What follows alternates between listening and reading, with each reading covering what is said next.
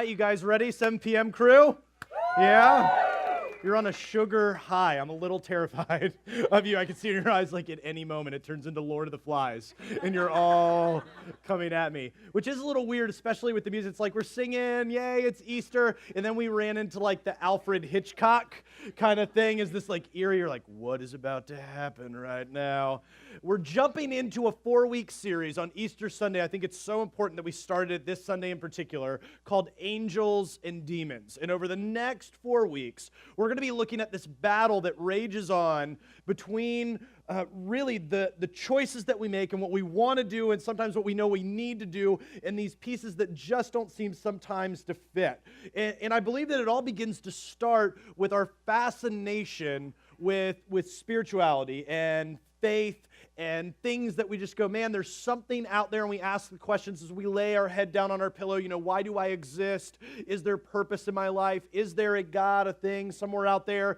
And I think people, more than ever before, are just really in tune and kind of primed and ready to experience and want to know more about what is out there. And you see it when some of you know, I'm a Scorpio, I'm a Libra, we get together and the stars align, and there's a full moon, and here's what happens with that. And other people believe in things like karma, man, if I do good, good is going to come back to me. If I do bad, I'm going to get struck by a lightning bolt. These type things. And I think people have this quest to go, you know what? Just deep down inside, I know that there's something more. I know that there's something bigger and better out there, maybe something, and we would call it the divine, the universe, whatever. But ultimately, I would say here at Foreman, we'd say that that is God, and that God wants you and I to follow in this amazing journey that He has set out in store for us. But many people, and we talked about this over the last 2 weeks, we did a series called You Lost Me, where I think is with people's fascination, you know what, God, yeah, that totally works. And the topic of maybe angels and demons, like, man, when we really portray, as we think about angels and demons in this battle, we love it when it comes to art form. We look, people get tattooed with those sorts of things. People paint beautiful paintings. They write poems. They do movies. And there's books and art and all these things. But then all of a sudden we talk about that and we go, I don't know. And we begin to explore it. But there's a place where usually people come, and over the last 2 weeks we talked about it, where they go, I want to engage that, but not at church. Because that place, those people, I've been hurt, I've been maimed in some way, the way that they treated me because someone had the name Christian and they were, to put it as bluntly as I can, they were kind of jerky. And they were mean, and they stabbed me in the back. And then I went to a church, and someone said this, and they did this, and they were real mean. And then they took a stand on all these big social issues and decided, hey, what about loving other people? And so you go, I love God in this concept, but the church, all the things that they stand for, no. And so we eventually worked through the series that, a lot of people are saying yes to God, but you know what, church, you lost me. And there's this battle that's raging for those decisions, those pieces with you and I, that I would say that with God and the divine as He's moving forward, and we want to reach that, but we're to hit His target of what we'd say that target is this amazing thing that God has for us, but we want to hit it, and we try and, as a husband and father, mother, sister, brother, whatever, we try, but we keep missing that, and we keep missing the mark. We would say that that's sin. And every one of us has a bend to miss the mark, and we have this battle inside of us, and it's from a very young age. No one has to teach you that. Go hang around a 4-year-old sometimes, right? You don't have to teach a 4-year-old to be bad. Or they immediately know, like, don't touch that, huh? And then they touch it again. And they're like, what? And you're like, seriously, you're 4 years old. You should, and what? Because there is a bend to do what we want to do, how we don't want to do it, when we want to do it. And there's this raging war going on inside of us, saying, I want to be connected to God and the divine, but I'm just not quite sure how to do that. And over the next 4 weeks, we want to talk about what does that battle look like for your heart, for your mind, and even for your actions and deeds. And all of that starts in the Easter story. There's this guy named Paul who was an early church planter, kind of like what happened here at Forefront. Some people kind of swoop in and plant a church and start things up. Paul was the first one of those. And he would go to a town, plant a church, say, all right, things are moving, go plant another church. And much of the New Testament is him writing down these letters and sending them to these churches and saying, hey, you're doing great at this. All right, good job, high five, dap. And then there's other times in the letters where you go, I've heard you've been really slipping in this. Let me talk to you about it. And there are other things where he's like, oh, snap, it's on. Like, you really are missing the mark. We need to address this. You cannot do this anymore. You're falling short in these areas. And we're going to look at Paul's writings in this to the church at Ephesus. And if you have a Bible, you can turn on over to Ephesians chapter 6. It's in the New Testament of the Bible. And if you don't have one, we give them away for free at the Get Connected table. And so you can stop by the table in the lobby, and we give those away for free. We believe everybody needs an easy-to-read translation of the Bible. There's no catch. You don't even have to fill out anything. You don't even have to talk to them there. You can just walk up. They'll be like, hey, how you doing? Just ignore them. Grab a Bible. Keep moving. And they'll be like, what's wrong with him? Like, Jason told me I didn't have to talk to you. And there. And so walk on. And they won't take offense. They'll be fine. Maybe for you, you have a web-enabled device. You can go to the App Store. Just type in Bible app. Look for this icon. It's free. It has audio Bibles, tons of translations, reading plans. It's great. And if you want to take notes tonight, you can go to your app store, search Forefront Church, look for that little upside-down globe, and we'll talk about how Jesus takes everything and kind of turns it counterculture and turns it upside down in a beautiful way that you don't hear about a lot with the church, especially in media and news outlets. And, oh man, don't get me started. And so you can download that, and we're going to be in Ephesians chapter 6, starting in verse 10. And so you've kind of got the background in this. He's writing to this church, and if you don't have a Bible, it's going to be here on the screen, and so you're in luck. If you didn't come with a web-enabled device Bible or anything, we got you covered. And so here we go. You guys ready? See, you slowed down a little bit. The sugar's coming to your crashing. All right, here we go. Ephesians chapter 6, starting in verse 10. Finally, be strong in the Lord and in his mighty power. Put on the full armor of God. We're going to kind of pause there. When you leave, we're not giving you a suit of armor. This isn't how it's rolling. This isn't turning into, King Arthur and his knights. To think about this in poetic language, think about this deep-seated relationship and connection with God in such a way that you're meeting and talking and sharing and praying.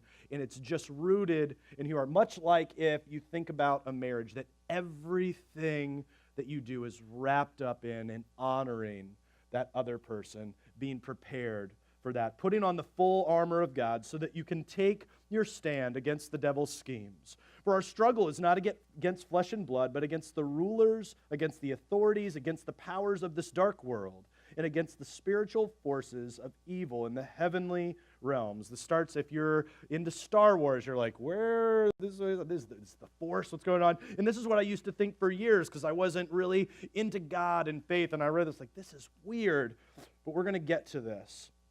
Therefore, this poetic language, put on the full armor of God so that when the day of evil comes, when you walk into work and your boss says, see ya, you can go ahead and pack your things, or actually we pack them for you, you're done.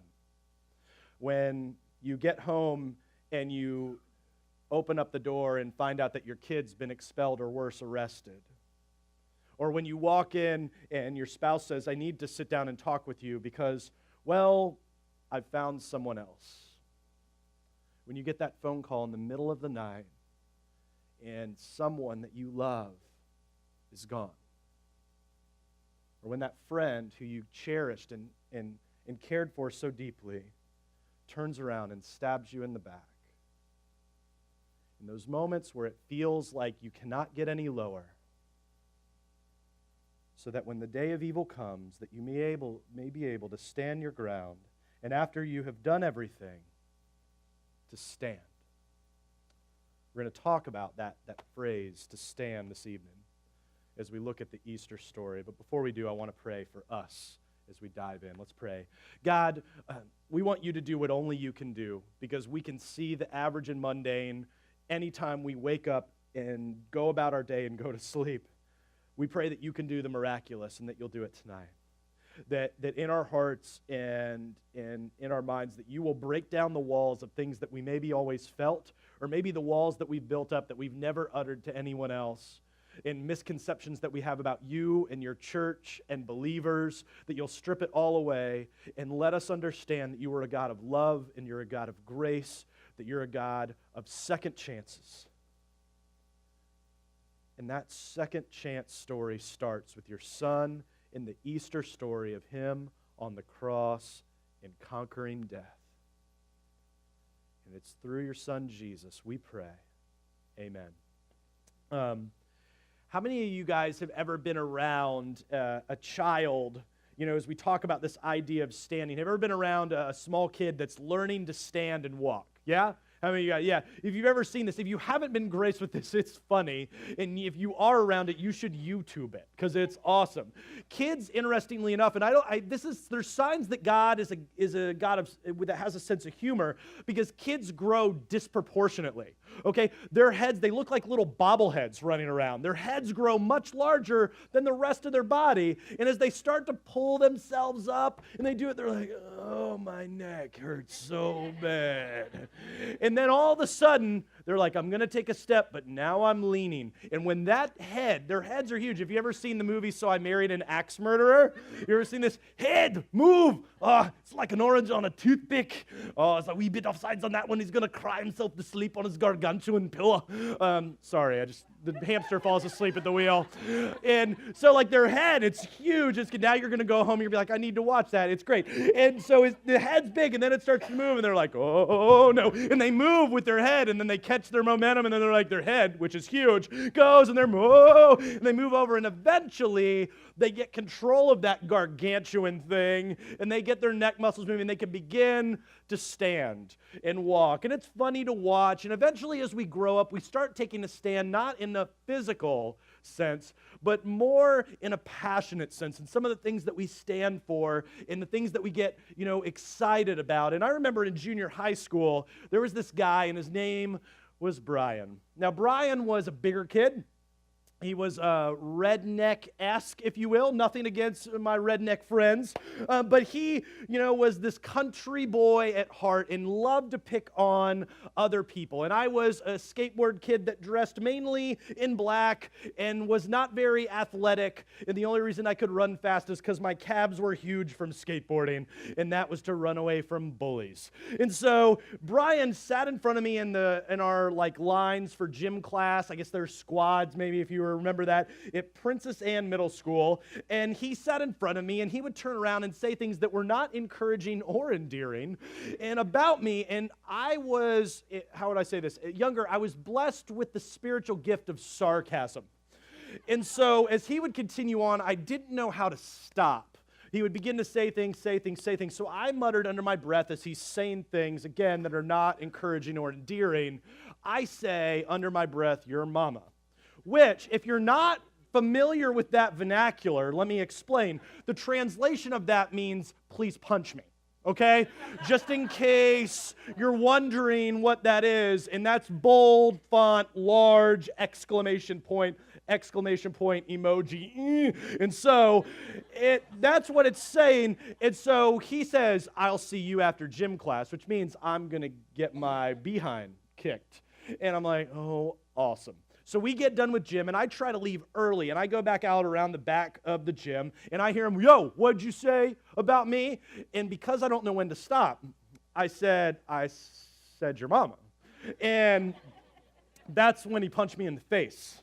And not like on the chin or kind of cross. I mean, apparently he had studied from Bruce Lee himself, because he punches and just and gets me, and he's like, yeah, what do you got to say now? And because I don't know when to stop, I was like, your mom? And then he hits me again. I remember kind of being at the nurse's office, and she's, getting me all fixed up because the smart aleck got punched, and she's asking, who did this? And I didn't want to say anything because I knew in middle school and high school that snitches get stitches. And so you don't say anything and you don't rat anybody out. And so I didn't say anything. And then I spent the next 2 days at my house faking sick because I didn't want to go and see Brian. Well, then that third day, I go to school, and there he is in gym class. He's like, I told you, whatever. And I'm like, And so you got anything to say now? And because I don't learn my lesson, I was like, well, I've already said what I need to say about your mama. And he's like, you better learn to run. And I'm like, I know I cannot run you. So we go out to gym, and they tell us to run laps around the field, and I'm running, and I can hear him coming after me. And all of a sudden I hear, this isn't any of your concern. And I'm like, huh.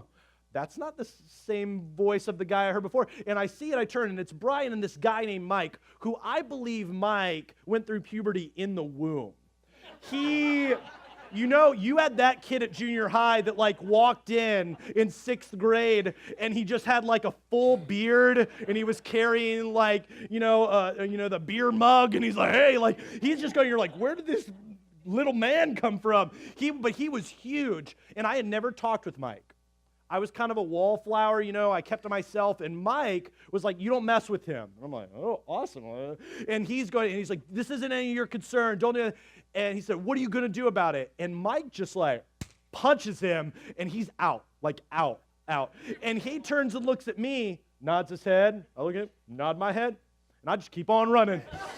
I do my thing. And we never really talked about it. We never discussed it. I never had a conversation with him about it. I was just like, Mike jumped in and took care of my battle. He jumped in my place because I was going to get pounded because eventually I was going to have to stop running. And yet Mike jumped in and took care of it for me. He was the one who jumped in and took my place. And I thought, at a certain extent, it seemed a little too good to be true. Like, why would this guy want to jump in for me? And I've thought that a lot over the years as I started engaging the story of Jesus. Like, this seems too good to be true. And you may have thought that too. And it goes back to what we were talking about before, where people look at the story of Jesus and they go, this story seems really amazing, and he seems too good to be true because we look at his followers and they look nothing like that guy. Like when they talk, in the way they judge people, in the way they look, and they don't seem very loving, that Jesus seems very loving. It doesn't look like he's ever poured out into these people. Why would I want to do this? This guy seems too good to be true. And I want to look at the final week of Jesus with you for a moment. And the fact of the matter is, it is true. And I want to apologize on behalf of the church at large if someone, someplace, somewhere made you believe that Jesus is not loving, that people that follow Jesus aren't loving, that they're not kind and they're not gracious. We're going to see that everything that he came to do was to take on our place that should have been on the cross because he cared and he loved and he wanted to set you and I free. He was on mission. And he could have done anything that he wanted to do. He could have taken away the pain at any moment. But instead, what he chose to do was to go to the cross at the right place at the right time so that you and I could be free. You see, he was fulfilling hundreds of prophecies that said that he was the one and only Son of God that would save the world. Now, if he went at any other time than the time that he died, it would ruin everything. He would not fulfill prophecy. It would not come true. He would not be the one. And so he had to protect the mission. Why? Because he cared, he came, he loved, and he was going to die for you and for me. People that needed someone to take the place, but it seemed too good to be true. But it is true. In his final week, as he, in all his perfection, began pouring out his story, there were these guys called the Pharisees that wanted to take him and kill him. These were the religious leaders of the day, and they were set to kill him. And they wanted nothing more. They were the guys that talked a good game that maybe you've heard of, that said, we believe in God and we're going to teach all this stuff, and then behind closed doors were rude and awful and despicable and judgmental and all of these things. And he saw that this was taking place, and so he decided to withdraw and get away, because if he stayed, they were going to kill him, and that wouldn't fulfill the mission, because he needed to fulfill the mission for you and I.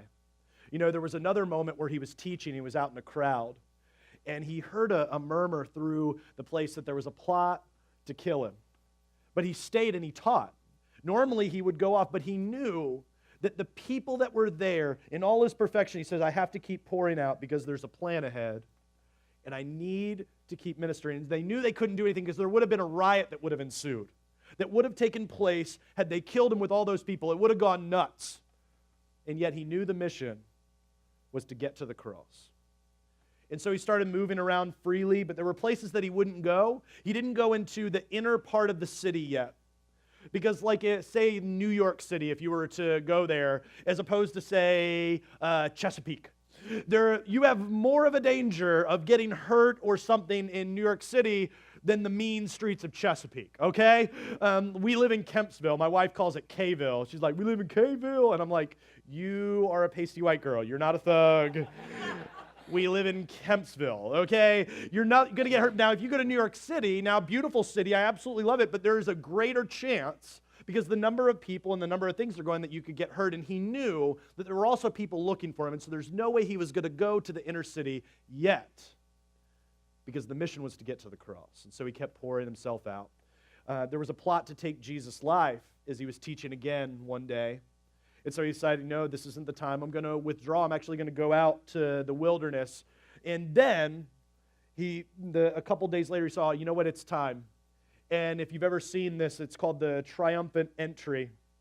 And you may have seen it in the movie The Passion of the Christ, or maybe in the Bible series that was on the History Channel. Fascinating, both of those, definitely different takes on the account and how they portrayed them. But beautiful nonetheless.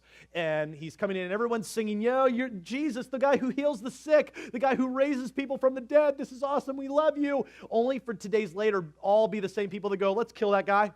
Great friends, huh? Yeah, like one moment they're like singing your praise, the next minute here's a prison shiv. You know, like these are the people that are just turning their back on him. And as he's in the triumphant entry and he's seeing everything that's going on, he went late in the day. And then he left immediately from the city. Why? Because when it gets dark, bad things happen. And he knew that there were people that wanted to take his life. And he couldn't have it taken then because he had to make it to the cross. So he leaves, but then he comes back. You see, during that time, people were coming in with their sacrifices to then roll back. During the Jewish custom was to come, and multiple families would come in and buy a goat that would get slain and that would roll their sins back for another year. And so they would go into the temple, and what was happening was they'd walk in with an animal that was what they would say was hurt. Nothing was wrong with it. They'd say, oh, that animal's bad. You need this animal. And oh, by the way, that money, we don't take that. You need to go down to this department. They have money that they can exchange. They would raise the rate by like 400%.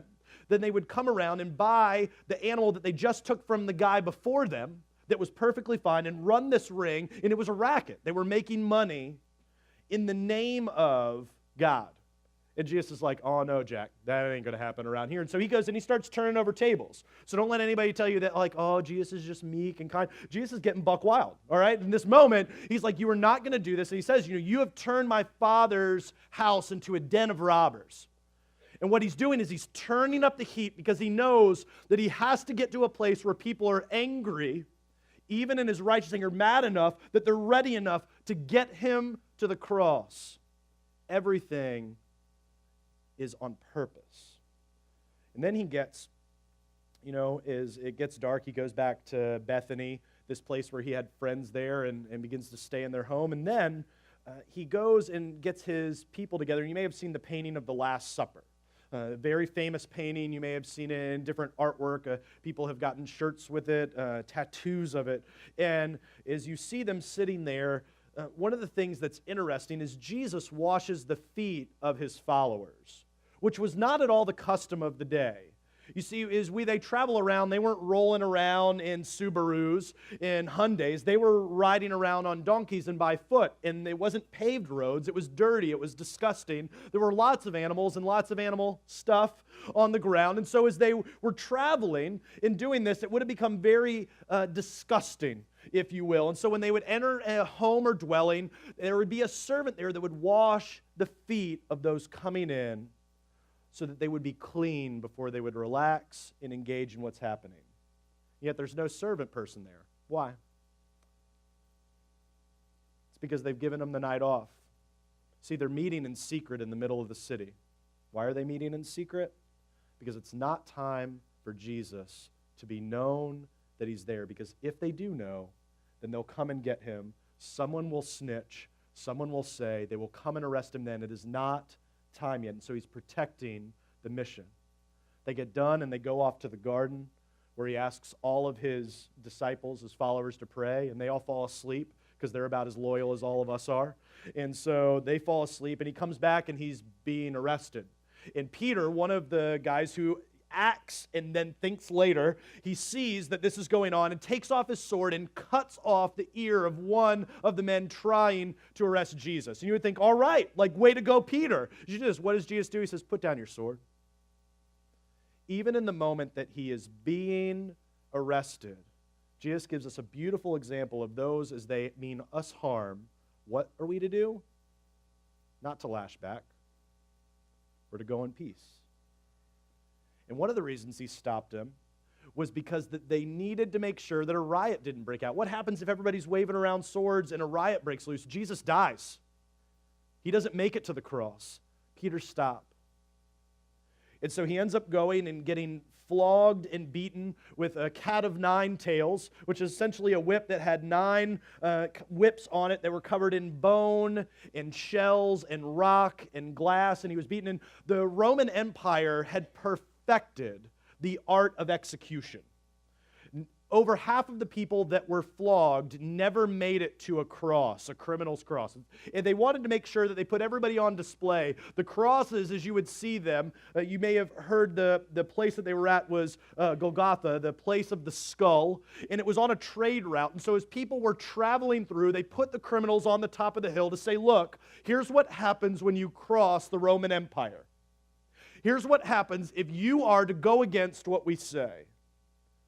And yet Jesus makes it through the beating. And he makes his way to the hill where he's pierced, not in his hands, as many of us have been told, in the middle there, because it would have ripped right through. The Romans knew better. They probably tried that. Would actually have been pierced closer to the wrist. Why? Because it would hold him up better. They want to make sure that they suffer and that they stay. And it would have been done in the tops of the feet. It would have been done closer to about where the ankle meets the foot. And they would go through there just to make sure that you could pull yourself up enough to be able to catch your breath. But eventually you would either bleed out or your lungs would collapse and you would stop breathing altogether. You see, they had gotten this down to a science. They wanted to make sure that once you got up there, you would be indeed dead. And as Jesus sat up there on that cross, he, in his very last moments, as he's all the things that maybe seem too good to be true, but are in fact true, he utters the words, "It is finished," pouring himself out in total perfection so that we could be set free. Which brings a whole new light when we think about the things that we've done and the places that we've been, people that we've hurt. When we get into moments where that same guy Paul we talked about writes to the church at Rome, he says, but God demonstrates his own love for us in this. While we were still sinners, Christ died for us. It's mentioned this way in 1 Peter chapter 3 in the Message paraphrase. It says, that's what Christ did definitively. He suffered because of other sins, the righteous one for unrighteous ones. We didn't deserve that. He stepped in our place. Seems too good to be true. He went through it all, was put to death, and then made alive to bring us to God. And when it's all said and done for you and I, my prayer is that you would choose to stand.